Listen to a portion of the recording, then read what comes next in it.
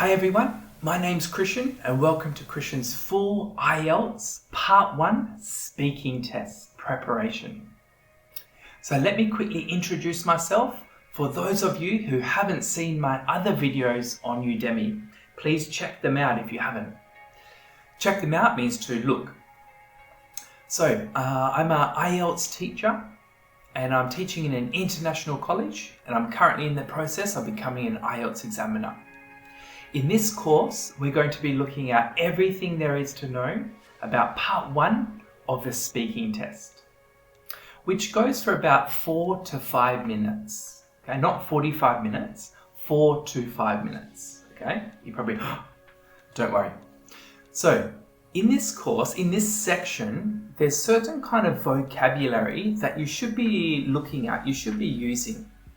Because part 1, it's a bit more of a casual, kind of get to know you part. So it's as if you're like talking to someone at a bus stop or having a casual conversation at a party.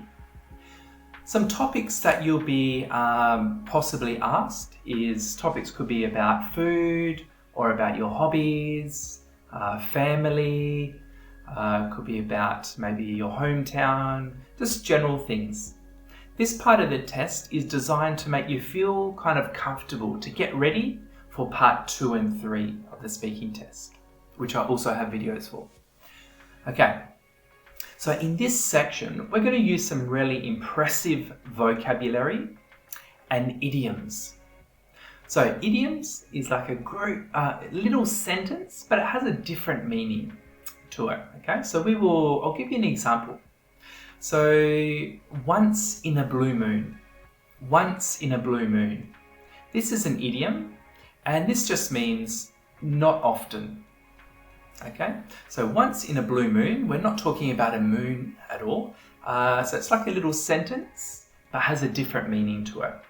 So you could be asked a question about exercise, and you can say, oh, I go to the gym once in a blue moon. So you're actually given good marks if you're able to use an idiom in a natural and correct way. You're given 25% for the vocabulary that you use. 25% for your fluency and cohesion. So fluency is basically when you're speaking, you're not Okay, so that's the fluency, your speed. Okay, when you're asked a question, are you answering it kind of quickly? Cohesion, making sure that your story comes together nicely. So you've got a beginning, a middle, and an end, and it's not just everywhere. You're also given 25% for your pronunciation and 25% for the grammar that you use. So if you ask questions about the past, using your past verbs correctly, or the present, or the future. So, as I said before, in these videos, you're going to be using learning some really impressive vocabulary that you may not have heard before. I'll give you another example.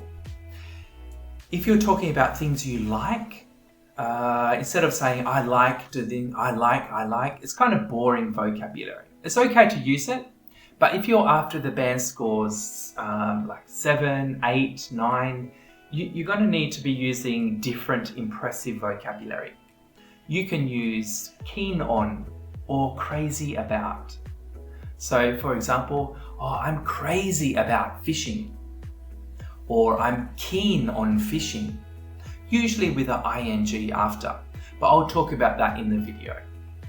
Okay, so instead of saying I like fishing, I'm crazy about fishing, I'm keen on fishing, and there's many more that you'll learn.